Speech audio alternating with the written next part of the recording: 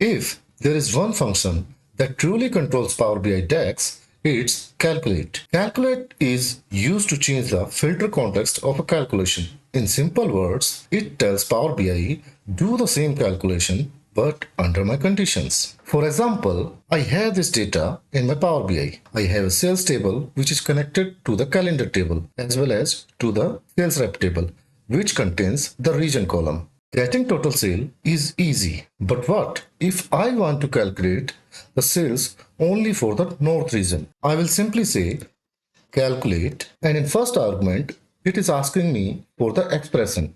Here is my expression. I will simply say calculate this calculation, but first filter my sales rep table, comma, where region is equal to north. Close on filter, close on calculate. And as soon as I commit that, you can see my calculation is filtered. So the calculation is still the same, but the filter context changes. And that's exactly why calculate is considered most powerful function in DAX. If you want to master DAX, you must understand calculate.